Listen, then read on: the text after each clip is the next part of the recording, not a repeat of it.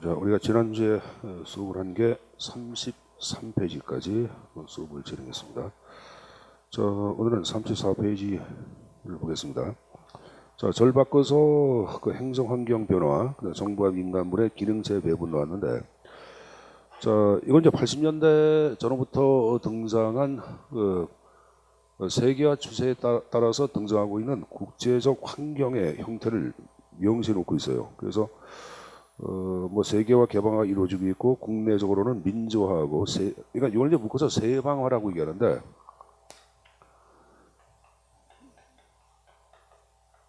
국제적으로는 세계화 개방화가 이루어지고 있고, 국내적으로는 지방화와 분권화가 활성화되고 있는 현상을 얘기합니다. 그럼 여러분들 제가 지금 얘기한 것, 세계와 국제적 시각에 근거하여 세계가 발생하고 있고, 그 다음에 국내는 지방화 분권화가 발생하고 있다는 것은 국제적으로는 이제 국가의 경쟁력 자체를 강화시켜야 합니다. 그렇죠? 그리고 지방화나 분권화 자체가 이루어지기 위해서는 중앙 권력의 힘 자체를 비워가는 작은 정부의 형태가 이제 강조가 됩니다. 그러니까 경쟁력도 강하면서 작은 정부를 만들기 위한 새로운 정부의 논리를 강조하고 있는데, 이 경쟁력을 강화하는 것을 보통 효율성을 제고한다 그래. 그래서 저는 효율성을 제고하면서 또 작은 정부를 만드는 새로운 정부관 자체가 지배하고 있다. 그래서 이걸 보통 우리가 이제 MPM이라고 그래요. 나중에 보겠지만 신공공관리론이라고 하는 국정 운영 방식 자체가 80년대부터 이제 등장하고 있습니다. 그래서 그 형태는 이제 앞에 나온 거고, 그럼 이제 35페이지를 펴보시면은 쌍가루 선벌의 시장에 대한 정부 역할이 또 변화가 더 나오고 있어요. 이에 따라서 그럼 시장에 대해서 정부가 어떤 식으로 또 역할이 변화되고 있는지, 그 하단 박스에 보시면 지원자하고 규제자란 말이 나올게요. 여기서 지원자를 얘기할 때는 복지 제공자로서의 정부 역할을 얘기하는 거고, 규제자를 얘기할 때는 시장 형성을 위한 규제, 그걸 규제자라고 언급을 합니다. 다시 한번, 복지 제공자로서의 정부 역할을 지원자, 그럼 시장 형성을 위한 규제에 초점을 둔 것을 규제자라고 얘기하는구나. 그럼 둘 다 경시한 것을 소위 자유방임형이라고 얘기하고, 둘 다 강조한 것이 대각선의 가부장형이라고 언급을 합니다. 근데 지원자 역할은 강조하고 규제자 역할을 경시한 것, 그것을 중상주의형이라고 얘기하고, 입법주의형을 얘기할 때는 지원자 역할은 경시하나 규제자 역할을 강조하는 것을 입법주의형이라고 언급을 합니다. 그래서 이 형태에서 정상주의형 자체를 얘기할 때는 어디다 적어놓자, 17, 8세기라고 적어놓고 17, 8세기. 그다음에 자유방임형 자체는 19세기의 국가 형태를 얘기합니다. 19세기. 가부장형은 20세기. 그다음에 입법주의형은 21세기를 얘기합니다. 그래서 이건 일단 적어놓고 앞으로 이제 행정학 이론 배우면 이게 무슨 말인지 이해할 거예요, 여러분들. 자, 그렇지만 출제선 최근에 문제가 한번 등장을 했습니다. 중상주의형의 용어를 묻는 게 출제해 놓았는데, 이건 여러분들 이렇게 해두자. 가운데 손가락을 뭐라 그래요? 중지라 그러죠. 중지, 그렇지? 중지. 그래서 중상주의형 지원자, 이렇게. 중상주의형은 지원자 역할을 강조한다. 이렇게 좀 머릿속에 암기해서 가지고 가십시오. 자, 그거 봤으면은 하단에 행정의 기능의 변화와 시장 실패, 정부 실패에 관한 내용들 또 정리하겠는데, 자, 이쪽은 출제 빈출 형태가 A급이에요. 출제 우선순위 10위권 안에 들어갑니다. 그만큼 문제의 빈대 형태가 높다고 보시고 하나하나 내용을 정리를 하도록 하겠습니다. 자, 제가 여러분들 좀 전에 행정환경의 변화 자체를 얘기할 때는 세방화라고 표현했죠. 세계화, 여러분들 국제화 시대 때는 경쟁 논리를 강조했고, 그 다음에 새로운 형태의 지방화가 발달하고 있다. 이러한 지방화는 분권화를 얘기하고, 이 형태는 작은 정부, 경쟁력 강화를 위한 효율적인 정부.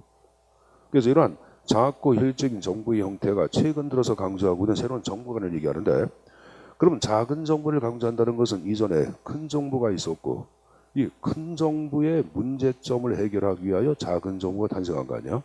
그럼 그런 큰 정부의 문제점을 우리는 정부 실패라고 해요. 자, 그럼 또 큰 정부가 왜 등장했나? 그 이전에 시장이 제대로 작동했다 못했다? 못했다. 그걸 보통 시장 실패라고 해요. 그럼 현재 이 작은 정부의 형태의 구현 자체를 어떤 맥락적인 관점에서 파악하기 위해서는 이러한 시장 실패나 정부 실패 현상을 우리가 이해를 해두셔야 합니다. 특히 이쪽은 이제 행정학은 종합 학문이라 그래요. 그래서 인접 학문의 이론들을 믹스해가지고 그 이론의 형태가 구성되어 있는데 특히 경제학의 이론 자체가 여기에 여러분들 부분적으로 반영돼서 여기 설정되어 있습니다. 그래서 그 형태를 말씀드리겠는데, 자 여러분들 이제 쭉 넘어가서 이거를 종합 정리한 여러분들 도표가 나오고 있을 거예요. 48페이지. 자 48페이지를 펴보시면 맨 위에 행정의 경제적 맥락에서 박스가 쭉 나와 있을게요. 그 박스를 잘 보고 내용의 형태를 정리를 필요가 있습니다. 자, 요거는 이제 거기 뭐 연대 표시가 안 돼 있는데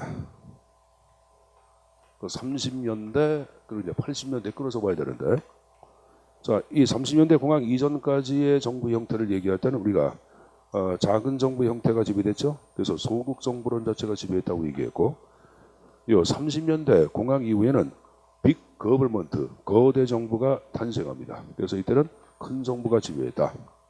그러나 80년대 이후부터는 이러한 거대 정부의 문제점을 극복하기 위하여 다시 과거로 작은 정부로 돌아가자. 그걸 보통 이제 돌아가는 것을 복권이라 그래. 그래서 복권적 정부라고도 얘기하고, 이걸 소정부론 구축 전략으로 다시 회귀가 이루어집니다. 이게 이제 요 정부관을 얘기하는데, 그럼 요 먼저 서국 정부론 때 지배했던 경제적 흐름이라 맥락을 간략히 말씀을 드리도록 하겠습니다. 일단은 그 소국 정부 때의 경제의 논리를 얘기해라. 그러면 다음과 같이 얘기할 수 있겠죠? 여기 보자. 일단은 첫 번째, 이 시기의 경제 논리는 아담 스미스가 파악한 시장 경제의 논리가 지배했다. 이건 뭐 이 정도는 알 거예요, 여러분들. 두 번째, 경제의 주체를 얘기해라. 그러면 서버 공급자가 된 것은 기업이고, 컨서머 소비자가 된 것은 가게죠. 오로지 기업과 가게가 시장 안에서 어떻게 공급하고 어떻게 소비하는지에 초점을 둔 경제 현상을 연구하는 이론들이 대거 등장합니다. 그래서 여러분들 잘 알고 있는 수요의 법칙이다, 공급의 법칙, 이거 몽땅 다 이때 등장한 거야. 그럼 시장 안에서 경제 현상을 연구하는 것을 뭐라 그러냐? 말 그대로 미시경제라고 언급을 합니다. 그러면 이 시기를 지배한 법칙, 소위 세이의 법칙이 지배했다 그러는데, 여러분들 세이의 법칙은 물어보자. 수요가 공급을 결정해, 공급이 수요를 결정해. 이거는 공급이 수요를 결정한다 이렇게 얘기합니다. 자, 칠판에 이제 공급이 수요를 결정한다. 이 말은 무슨 말인가 보자.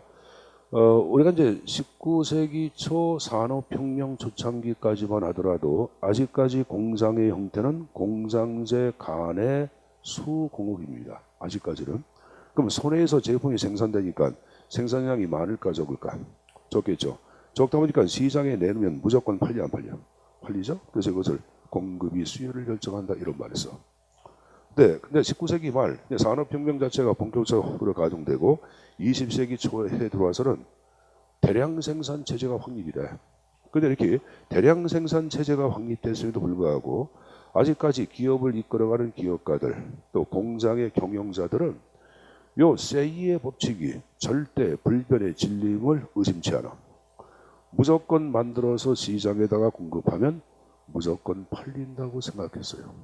그렇지만은 여러분들 대량 생산 체제 수요보다 훨씬 초과한 공급을 가져와 안 가져와? 고저죠? 그럼 상품이 팔려 안 팔려? 안 팔리죠? 안 팔립니다. 적체 쌓이죠. 불황이 가속화돼요. 30년대 경제 대공황이다 하는 거대한 늪에 빠집니다. 그래서 이때부터 왜 시장은 제대로 작동 못했는지 이 시장 실패를 연구하는 각종의 이론들이 이제 탄생을 하는 거예요. 자, 근데 여러분들이 이제 시장 실패를 파악하기 위해서는 먼저 정리할 것은 건전한 시장 자체가 무엇인가를 알아야 합니다. 그래서 이러한 건전성이 깨지는 것이 바로 우리가 얘기하는 시장 실패를 얘기하는 거예요. 자, 그럼 먼저 이제 건전시장 자체가 이제 구현되기 위해서는, 자, 칠판을 잠깐 보자. 그리고 여러분들 제가 지난번에 그 수업 자체가 금요일 날 9시 반부터 한다 그랬죠. 근데 그게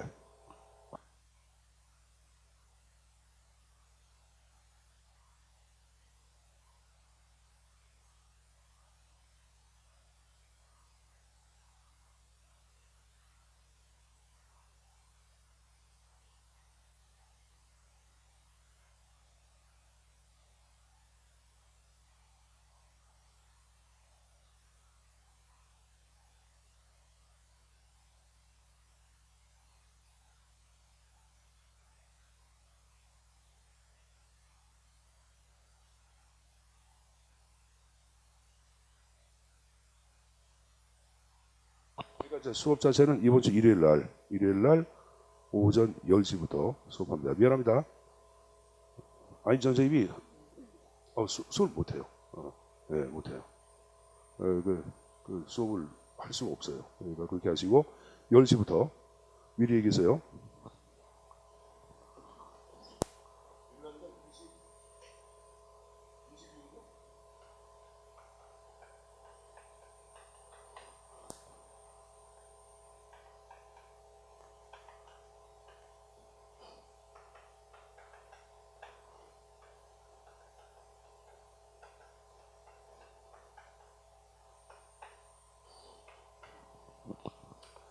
자, 그럼 여기 보자. 일단 이제 건전시장 자체가 하나하나 깨지는 것이 우리가 이제 시장 실패라고 얘기하는데, 그럼 먼저 건전시장 자체가 구현되기 위해서는 경제에서 파악한 경제 양대 이념이 있어요. 그 하나가 효율성이라는 이념이 있고, 또 하나 이제 공평성이라는 이념이 있어요. 그래서 이런 효율성과 공평성 자체가 동시에 구현되는 시장을 우리는 건전한 시장이라고 얘기하고, 이 건전 시장이 하나하나 깨지는 것을 우리 뭐라 한다? 시장 실패라고 언급하고 있는 거예요. 자, 그럼 여러분들 먼저 효율성 자체가 구현되기 위한 건전한 시장에 몇 가지 조건이 있죠. 첫 번째 게 바로 뭐냐? 완전 경쟁을 얘기하죠. 자, 스미스가 파악한 시장 경제 원리의 가장 기본은 기회긴동이에요. 기회긴동. 그럼 기회긴동이란 말은 누구나 시장 가서 물건을 사고 팔 수 있다 없다? 있다. 그게 기회긴동 아니야. 그럼 누구나 시장 가서 물건을 사고 팔 수 있는 시장을 이게 완전한 경쟁이라는 거예요. 그게 바로 완벽한 경쟁이라고 생각하는 거예요. 그래서 아마 여러분들 이거 사회 시간에 배울 때 이 완전 경쟁은 수많은 공급자, 수많은 소비자가 있는 시장. 따라서 특정인의 공급이나 특정인의 소비는 바닷가에 있는 모래알 티끌에 불과하다. 그러면 어떠한 공급도 어떠한 수요도 상품 가격에 영향을 미치지 못하는 상태, 그걸 완벽한 완전한 경쟁 시장이라고 얘기합니다. 그냥 쉽게 여러분들 수많은 공급자, 소비자가 존재하는 시장, 이게 완전 시장이에요. 자, 또 하나, 이런 완전 시장 자체가 구현되기 위한 전제 조건 가운데 하나가 바로 뭐야? 완전한 정보예요. 이 완전한 정보를 얘기할 때는 두 가지 의미가 있는데, 하나는 진실한 정보를 얘기하는 거고, 또 하나 모든 정보를 함께 공유하고 있다, 그 표현이거든. 자, 현실적으로 완전 경쟁 시장은 존재할 수 없다고 얘기합니다. 그렇지만은 유사한 시장을 얘기해라 그러면 주식 시장을 얘기해요. 주식. 그럼 수많은 사자 팔자 주문이 있어 없어? 있죠. 자, 그리고 오늘날은 전광판, 그러니까 증권회사의 전광판뿐만이 아니라 스마트폰이나 타블릿 PC라든가 아니면 데스크탑이라든가 실시간 들어가서 여러분들 주식의 시황 자체를 바로바로 보고 모든 사람이 정보를 함께 공유를 해야 하죠. 이렇게 모든 사람이 함께 정보를 공유하고 이때 갖고 있는 정보가 진실성을 띄웠다. 이걸 완전한 정보라고 얘기하는 거예요. 그러니까 완전한 정보가 전제가 되는 것도 다름 아닌 뭐 때문에? 기회균등 때문에 그러는 거야. 기회균등. 기회균등 때문에 모든 사람이 정보를 함께 공유하자. 그렇게 얘기하는 거고. 자, 세 번째 얘기할 때는 바로 뭐가 있다? 시장에서 공급되는 제한은 뭡니까? 민간제임을 전제로 하죠. 자, 그럼 얘기할 때는 내부 효과가 구현되는데, 내부 효과성을 얘기할 때는 가격 메커니즘이 정상적으로 작동되는 것을 얘기합니다. 뭐 쉽게 시장에서 물건을 사고 팔 때는 뭐 가격이란 매체에 의하여 물건 자체가 사고 팔리죠. 그렇죠? 물건을 살 때 대가를 지불해야 하죠. 그럼 대가가 지불될 때 우리는 가격 기제가 작동됐다. 내부 효과가 구현됐다고 얘기하는 거야. 쉽게 얘기하면은. 자, 선생님이 여러분들 깍두기야. 그래서 석발 시장 가가지고 여러분들 석가위 시장 유명한 게 뭐가 유명해요? 먹는 거. 닭발. 네. 닭발 맛있게 처먹었어. 그리고 나갈 때 그냥 나가. 왜? 깍두기야. 그럼 이것은 지금 얘기한 내가 가격을 지불한 게 안 한 게야. 안 한 거지. 그럼 이건 내부 효과가 구현되는 게 아니야. 그러니까 내부 효과는 무조건 가격 기제가 작동됐으면 내부 효과가 구현됐다. 자, 그 다음에 여러분들 경제의 안정성 자체가 선행이 되어야 합니다. 이게 우리가 얘기하는 효율성 자체가 구현되는 시장을 얘기해요. 자, 그러면 공평성을 얘기할 때는 뭘 얘기하냐? 이건 소득의 공평성을 얘기합니다. 뭐의 공평성? 소득의 공평성이 구현되는 시장이라고 언급을 하죠.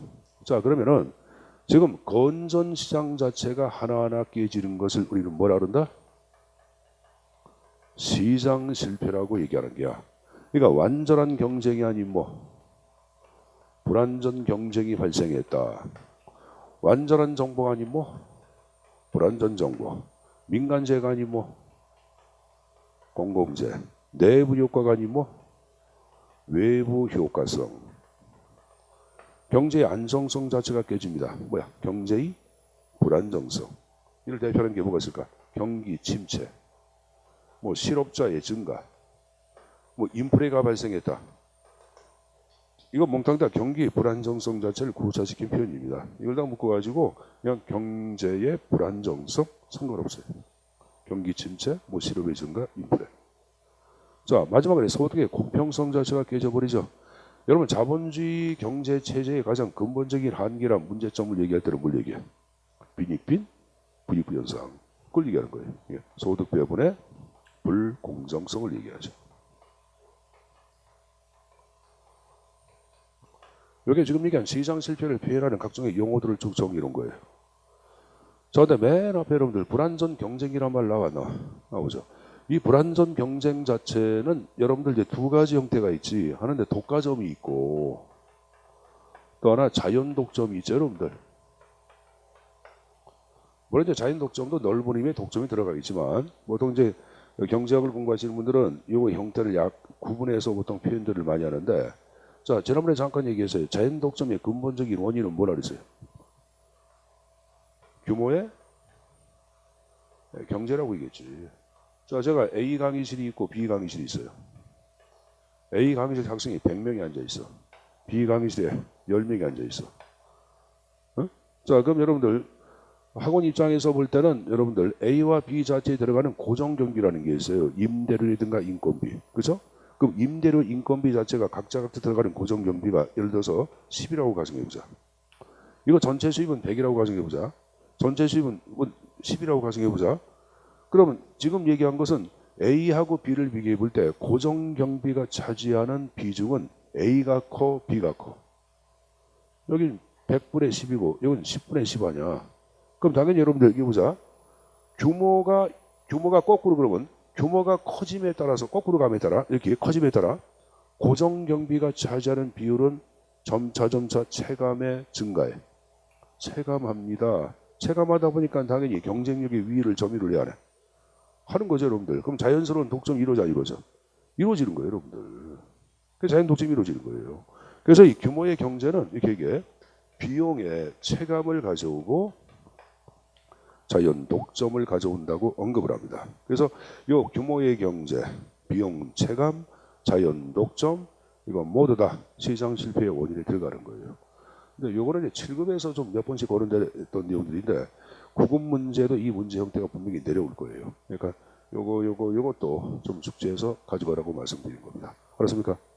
내가 규모의 경제, 비용 체감, 자연 독점까지 말씀드렸습니다.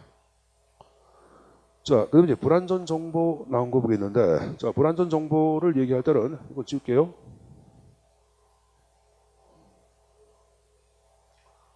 이걸 다른 말로 이제 정보의 뭐라 그래요? 비대칭이라고 얘기하죠. 정보의 불균형. 정보가 한쪽으로 쏠려 있다. 편제성. 이거 몽땅다 같은 말이야. 자, 근데 이제 서울대학교의 그 이준구 교수가 쓴 재정학책 같은 경우에는 이 불완전 경쟁을 뭐라고 파악하고 있냐면은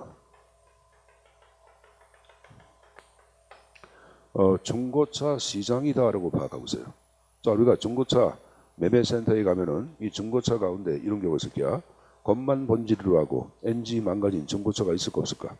있겠지. 그럼 일단 정보 자체는 중고차 매매센터 사장이 장악해? 아니면 손님이 장악해? 사장이 장악하죠. 사장이. 그럼 여러분들 일반 손님들은 이러한 중고차에 대한 정보가 없다 보니까 이러한 중고차를 터무니없는 고가를 지불하고 매입하는 경우도 있어 없어? 있죠.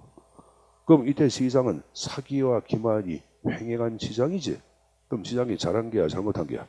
잘못한 거지. 그 시장 실패야. 그 이유는 뭘까? 한쪽이 정보를 이렇게 장악하고 있기 때문에. 정보의 비대칭이지. 정보의 불규정이죠. 그러니까 요거 혹시 여러분들 중고차 시장에 대한 어떤 여러분들 보기에 글이 나왔다 그러면 이거는 지금 얘기한 정보의 비대칭성과 관련된 시장 실패를 표현하는구나 하는 것 정도로 미리 가져와야 합니다. 자, 그러면 됐고. 자, 공공재. 시장에서 공급이 돼 안 돼? 공급이 안 되니까 시장 실패에 들어가는 거예요. 쉽게. 자, 그 다음에 외부 효과가 나왔는데 요 외부 효과를 그냥 외부성이라고도 얘기합니다. 외부성. 그러니까 여러분들이 야, 외부 효과가 외부성이니까 내부 효과는 내부성이다 라고 얘기하는 사람이 있는데 그럼 틀려. 내부성과 내부 효과는 또 다른 말이야. 그러니까 이따 좀 얘기하겠고 여기서는 외부 효과와 외부성은 같다고 얘기했어요, 여러분들. 그럼 보자. 이거는 가격 기제가 작동되는 거니까 이건 뭐야? 그럼 가격 기제가 작동되지 않는 걸 얘기해요. 자, 볼까요, 여러분들? 지금 항상 예전에 이렇게 들은데 이게 인천 행정고시학원이야. 인천 노래방이 있어. 자, 지하에 인천 술집이 있다. 한국 사람들은 한 잔 빨고 보통 한국법으로 가 안 가? 여러분들 술 한 잔 먹고 난 다음에 많이 시원하면 야 우리 술 좀 깨로 노래방 가서 노래 몇 곡 부르고 가자 그런 얘기 많이 할 거야. 자, 그러면 술집이 생김에 따라 이쪽에 노래방 매상거는 올랐어 안 올랐어? 올랐죠. 그럼 여러분들 술집 주인이 노래방 주인한테 가서 야 내가 술집 만들어서 너희 매상 올랐지 대가 내라. 대가를 요구합니까? 아니죠. 가격을 통하지 않고 타인한테 뭘 줬어? 이익을 줬죠. 이 이익을 주는 것을 외부 효과는 외부 경제라는 게 있어요. 이익을 주는 것. 이걸 외부 경제라고 얘기해. 자, 술집 생겼다. 이쪽에 인천 행정고시 매출에 여러분들 타격을 줘야죠. 타격 주겠죠. 왜? 매일 술 먹고 여러분들 입구에 누워가지고 지나가는 여학생들 희롱을 합니다. 야, 여학생 놀자 그러면 여학생들 좋아해 싫어해? 이영자도 싫어해. 싫어합니다, 여러분들. 싫어합니다. 그럼 여러분들 매출에 타격 줬죠. 그럼 술집 주인이 이 인천 행정고시학원 원장한테 가서 원장님 죄송합니다. 제가 매출에 타격을 줬네요. 손실 보상하겠습니다. 이렇게 얘기합니까? 아니죠. 이건 가격을 통하지 않고 타인한테 뭘 줬어? 불이익, 손실을 끼쳤죠. 이걸 우리는 외부 불경제라고 얘기해요. 그럼 지금 얘기한 외부 경제하고 외부 불경제성을 합해가지고 외부 효과라고 얘기하는 거예요. 이걸 정의 외부성 그러고 이름을 부의 외부성이라고도 얘기합니다. 다시 위에 걸 뭐라 한다? 정의 외부성. 아래 걸 뭐라 한다? 부의 외부성에도 같은 말이야. 외부 효과 외부성 같은 말입니다. 정의 외부성, 부의 외부성에도 같은 말입니다. 요걸 여러분들 그 달리 얘기할 때는 이게 보자. 이 술집하고 인접했기 때문이다 해서 이것을 인접 효과라고도 얘기해. 무슨 효과? 인접 효과. 그리고 가격 기제가 작동이 돼서 안 됐어? 안 됐지. 그래서 이름을 비가격 효과. 비가격 효과 이렇게 표현하기도 합니다. 자, 뭐 기타 뭐 경기 침체, 실업의 증가, 인플레, 소득 배분의 불공정성 등등은 여러분들 이게 다 무슨 말인지 알 거예요, 여러분들. 이거 뭐 시장 실패다 하는 것 정도는 알 거예요. 자, 그럼 이제 시장 실패를 얘기했는데, 자, 이것만큼 중요한 게 있어요. 이런 시장 실패의 근본적인 원인을 또 묻는 게 또 한 문제예요. 왜 시장 실패가 발생했는지 근본적인 원인. 여러분 아담 스미스의 저서는 국부론도 알 거예요. 자, 국부론에서 스미스는 이런 얘기예요, 여러분들. 인간에 대한 가정 자체를 어떻게 파악하냐? 인간을 소위 경제적, 합리적 인간이라고 해석을 해. 즉 자신의 경제적 이익을 극대화시키는 이기적 존재라고 인간을 가정해. 근데 이런 이기적 존재에 대한 인간을 부정한 것이 아니라 스미스는 아주 긍정적으로 평가를 합니다. 자, 이게 무슨 말인가 이제 말씀드리겠는데, 맨큐 경제학이라고 있어요. 아마 경제학 공부하신 분들은 선생님도 그거 한 30년, 35년 정도 됐는데 경제학 맨 처음에 공부할 때 맨큐 경제학이 그때 있었어. 그 책과 공부했거든. 그랬는데 우리 때는 뭐 공부라는 게 뭐 독학이었으니까. 근데 아마 경제학 공부하고 싶은 사람들은 그 책 보면 굉장히 좀 쉽게 돼 있어요. 돼 있는데 그 책의 내용을 제가 좀 간략히 좀 각색해서 말씀드릴게요. 자, 여기 농부가 있고, 이쪽에 어부가 있고, 배추 장사가 있고, 그리고 부족한 주인이 있고, 그리고 왜 그만 적을까? 그래, 이렇게 써보자. 물어보자. 농부가 쌀 농사를 져. 왜? 자신의 이익을 추구하기 때문에. 그죠?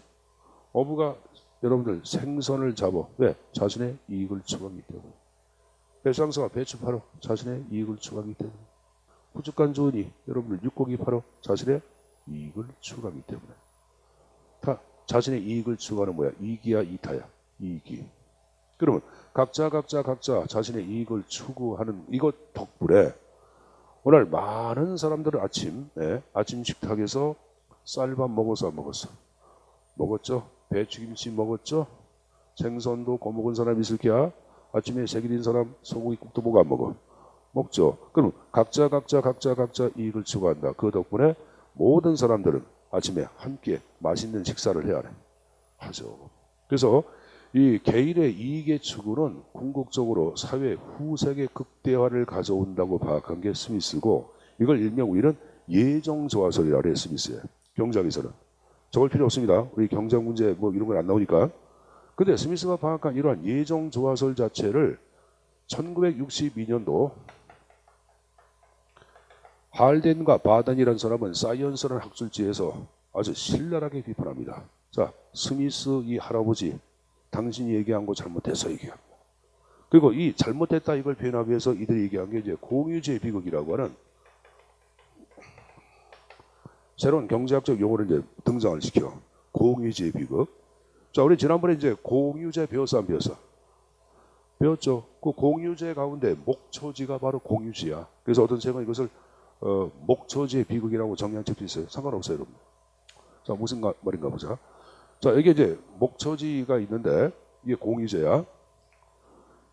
이 목초지가 최적적으로 방목할 수 있는 젖소의 수는 100마리라고 가정해보자. 그래서 A 목장 주인과 B 목장 주인이 각자 합의하에 50마리씩 방목을 했어요.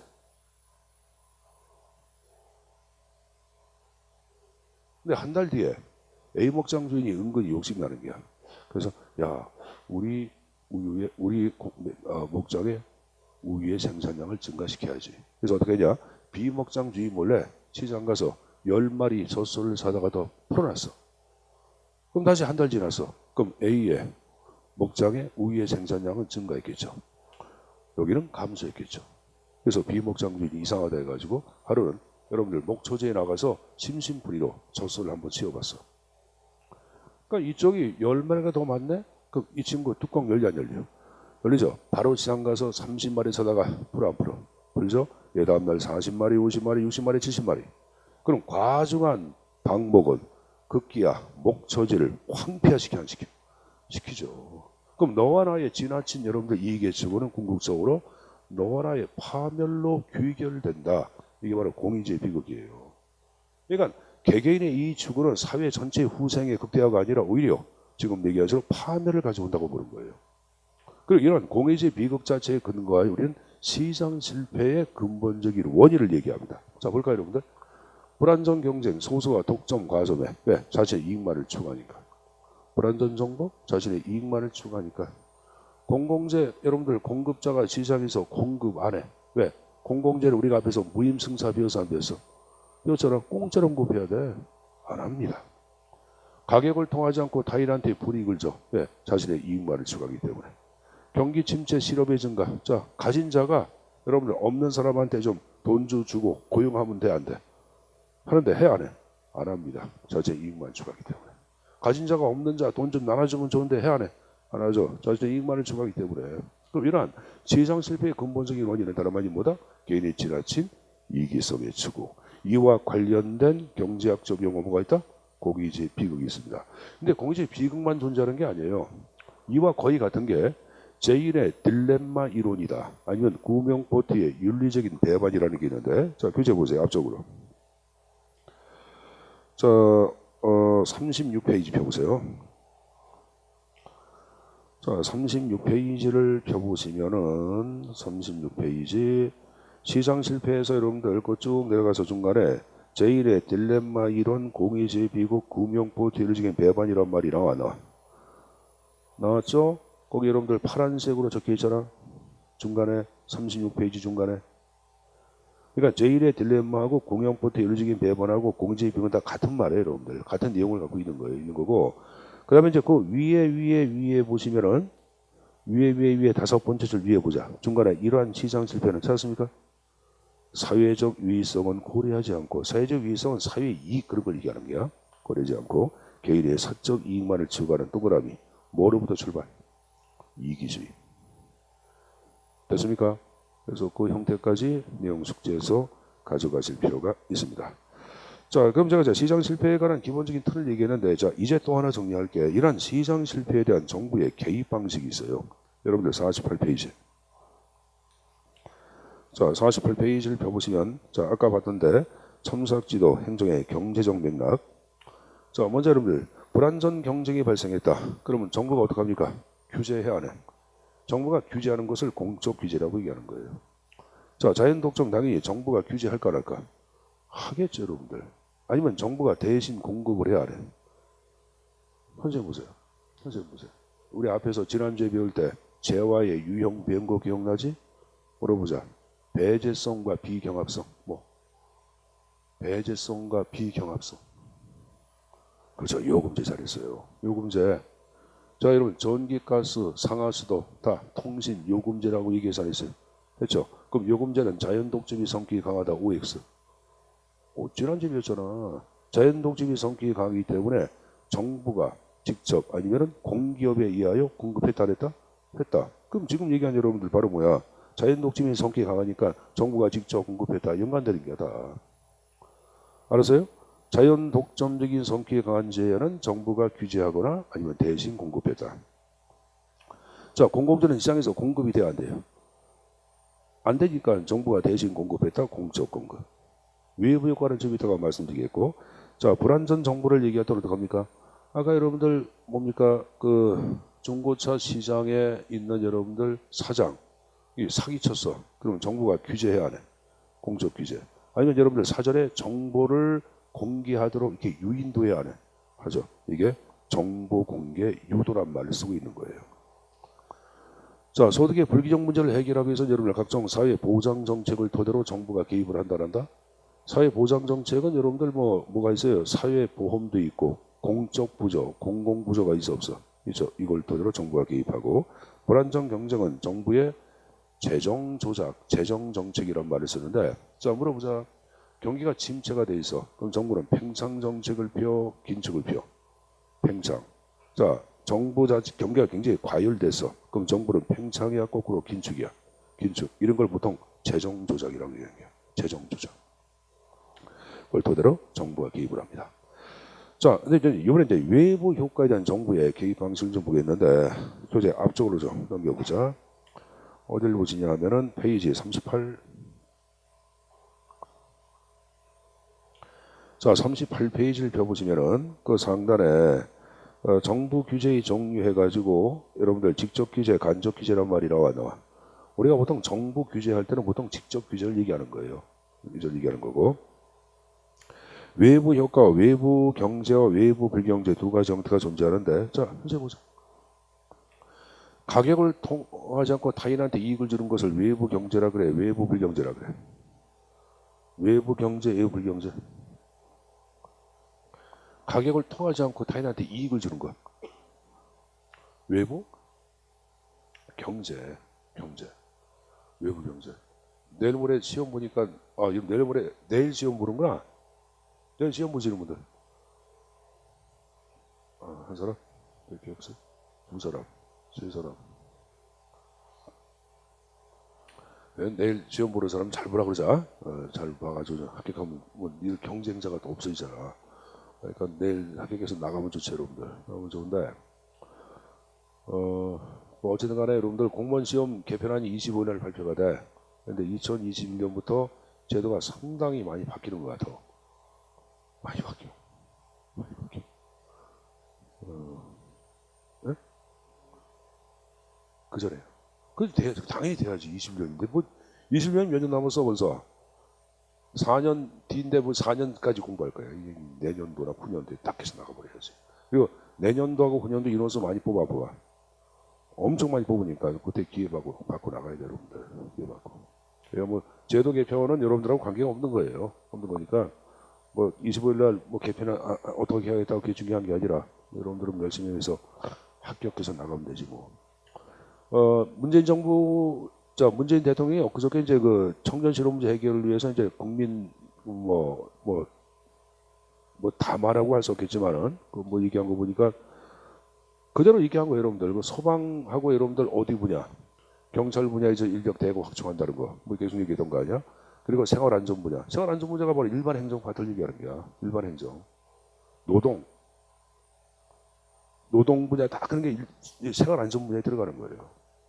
그러니까 공무원 인력 자체가 굉장히 이제 많이 들어가기 때문에 그러니까 뭐 어쨌든 간에 여러분들은 이번 기회를 잘 활용해서 국가기관에 들어가도록 하셔야 합니다.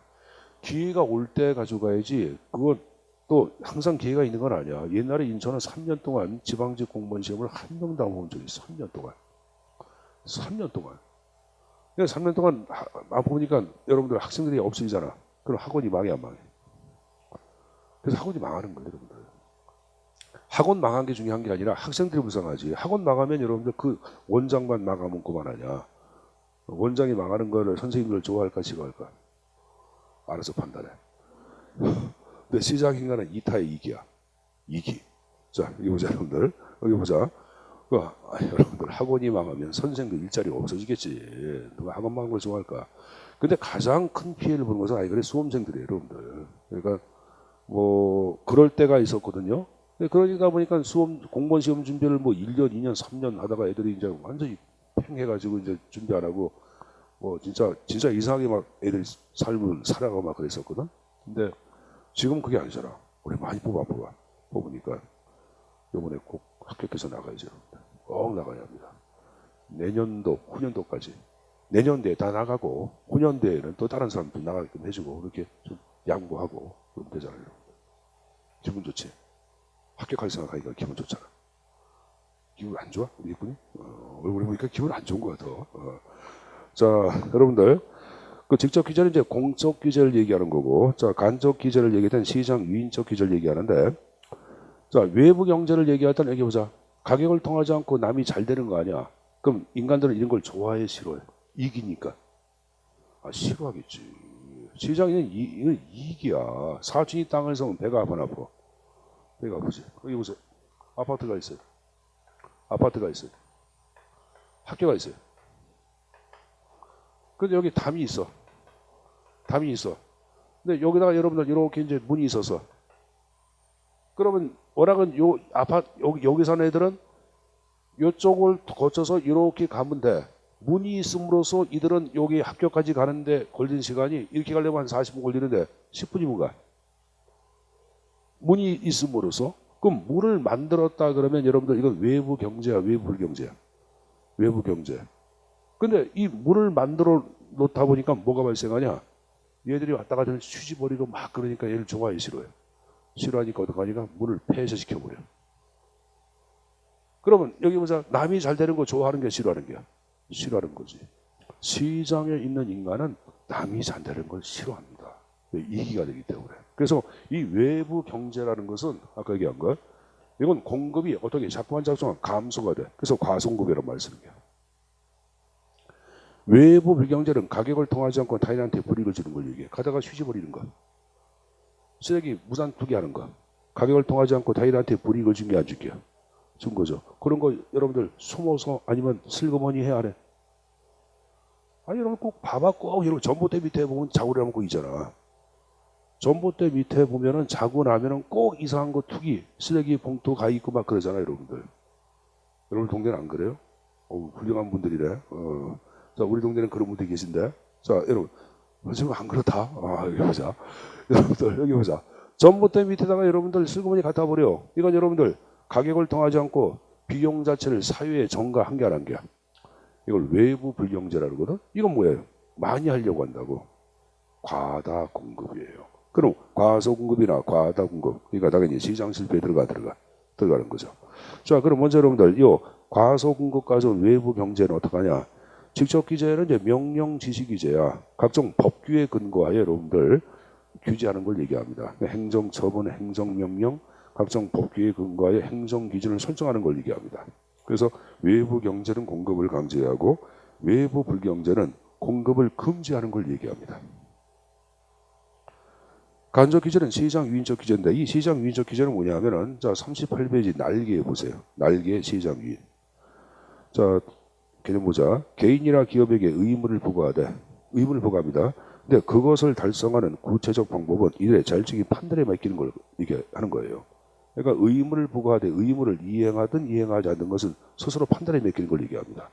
거기 여러분들 공해 배출 부과금, 폐기물 부담금, 소정의 예치금 이거 몽땅 다 시장 유인적 규제 들어가는데 소정의 예치금을 사전에 예치시킨 후 폐기물 해소 처리 시 환불시켜주는 제도 이게 지금 얘기한 예치금 제도를 얘기하는 거예요. 이것도 지금 얘기한 시장 유인이 들어가는 거고. 자, 거기 들어보자. 선생님 제가 사는 데가 이제 수원인데 수원에 광교산이라고 있어요. 우리 이제 인천 분들은 등산 다닐 때 가장 많이 다니는 게 어디야? 계양산 많이 다니잖아. 계양산 안 가봤어요, 여러분들? 그럼 어디 가봤어요? 수봉산? 수봉산은 산도 아니야. 어디? 인천의 산. 안 가봤어요? 자, 여기 보자. 자, 여러분들 그럼 이제 수원의 이제 광교산 같은 경우에는 여러분들 워낙 여기에 뭐 이제 뭐 산에서 내려온 뭐 계열도 있고 막 그러잖아. 그래서 이쪽 지역이 뭐냐면 청정 지역으로 여러분들 묶여 있어. 그래서 식당을 영업하면 불법이야. 안 돼. 근데 이 식당을 해요. 여기서부터 오랫동안 뼈를 갖고 살아온 애들은 여기서 이제 식당을 한다고.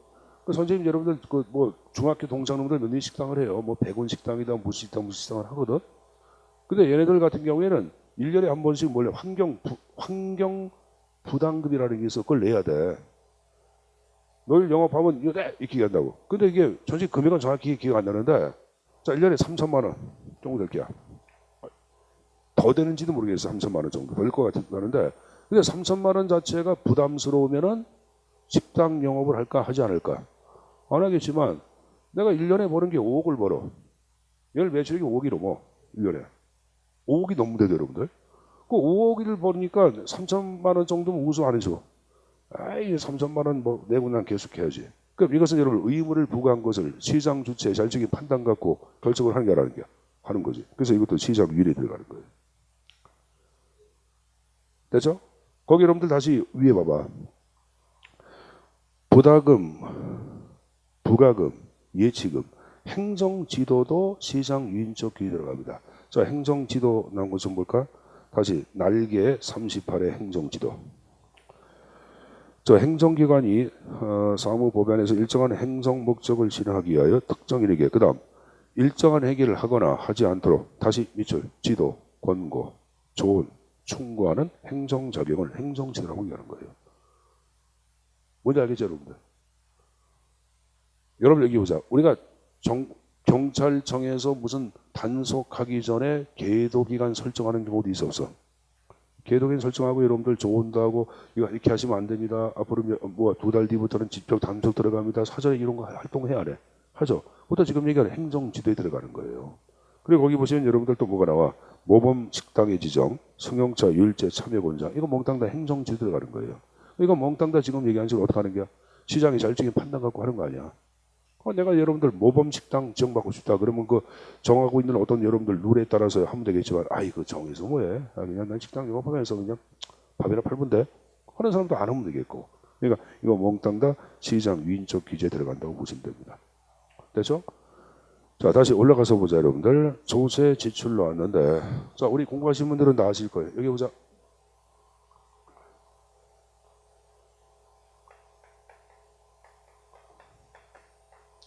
제가 이건 요 조세 지출은 조세 감면이라고 그랬어요. 그래서 이름을 뭐라 그러냐? 형식은 조세이나 실질은 지출인 것. 이걸 조세 지출이다 이렇게 계산했어요. 형식은 조세이나 실질은 지출인 것. 이걸 조세 지출이다라고 얘기했을 거예요. 조세 감면하는 거예요. 조세 감면. 자 여러분들 예를 들어서 보자. 자, 여기가 이제 과수원이에요. 여기가 여러분들 양봉업이에요. 그럼 양봉업에 의하여 과수원의 과실수 생산은 촉진될까 감소할까? 촉진되겠죠. 좋은 게 안 좋은 게. 좋은 거니까 이건 정말 계속 공부를 이관하게 좋잖아. 어떡하냐 그러면 양봉업자한테 조세 감면해줘 안 해줘? 법인세 감면 무슨 소득세 감면할 수 있겠지? 이걸 통해서 공급량을 촉진 유도하는 걸 얘기해요. 이거예요. 근데 이것도 지금 얘기한 시장 유인의 형태 들어가는 거고 보조금 들어갑니다. 그다음에 공해 배출권 제도도 들어가는데 38페이지 맨 밑에 여러분들 날개 하단에 공해 배출권 각 국가 또는 한 국가 내의 사업장이나 건물별로 온실가스 배출 할당량을 정해 놓으면 만약 할당량 미만으로 탄소를 배출했어요. 그러면 여유 배출권이 만들어져 안 만들어져? 그걸 다른 기관이나 다른 국가 기관에 판매할 수 있게끔 하는 제도를 얘기합니다. 그럼 이야기하면 공해 배출, 탄소 배출을 좀 덜 하려고 해야 하네. 하게 저기 유인하는 거예요. 그래서 이것도 시장 유인에 들어간다고 보시면 됩니다. 알았습니까? 여러분 이거 외에도 선생님 보자면 환경세, 뭐 공해세 신설하는 것도 있거든. 그러니까 여러분들 예를 들어서 뭡니까 환경을 야기했다, 뭐 환경 오염을 야기했다 그러면 공해세를 신설해서 부과하는 것들. 이것도 지금 얘기한 시장 유인적 규제 들어가는 거예요, 여러분들. 알았습니까? 근데 여기 보자. 새로운 조세를 신설해서 부과해서 여러분 외부 불경제 자체를 좀 감소하자고 한 학자가 있어요. 그게 누구냐면은 피구라는 사람이 얘기해. 누가 얘기했다? 피구. 그래서 새로운 조세 신설을 이 사람 이름을 따서 피구세라고 얘기합니다. 피구세. 여러분 저쪽에 어디야? 뭐 아르헨티나, 칠레인가 어디에 축구 선수 가운데 피구 유명한 사람. 그럼 족구 피구 있어 없어? 그렇게 해라. 하여간 자 피구세, 피구세. 그다음에 적어놓으세요. 피구세도 적어놓으세요. 피구세. 이거 몽땅 다 지금 얘기한 시장 위인적 규제, 간접 규제 들어간다고 생각하시면 됩니다. 다시 여러분들 쭉 넘어가 보세요. 자, 그래서 제가 여태 얘기한 개발은 뭘 얘기했냐? 48페이지 시장 실패에 대한 여러분들 정부의 개입 방식을 쭉 얘기를 했습니다. 됐습니까? 자, 여러분들 물어보자. 시장 실패의 근본적인 원인은 개인의 지나친 뭐의 추구? 이기주의. 좋습니다. 이를 대표하는 것 뭐의 비극? 공의제의 비극. 자, 같은 거 뭐의 딜레마? 제일의 딜레마. 잘했습니다. 구명보트의 윤리적 배반도 들어간다. OX. 오. 자, 다시 보자. 시장 실패의 내용들. 불안전 경쟁 들어가죠. 자, 불안전 경쟁에는 자연 독점도 포함되어 있다고 얘기했지? 공공재 들어가. 공공재는 시장에서 공급이 돼 안 돼? 그러니까 시장이 못하기 때문에 시장 실패에 들어가는 거예요. 외부 효과 들어가죠. 외부 효과는 외부 경제가 있고 외부 불경제가 있다. 물어보자. 외부 경제는 과다 공급이야, 과소 공급이야? 과소 공급. 외부 불경제는 과다 공급. 적정 공급이 실패했기 때문에 시장 실패에 들어간다. 소득 배분의 불공정성, 시장 실패에 들어가죠. 여러분들 경기 침체, 시장 실패에 들어갑니다. 여러분들 물어보자.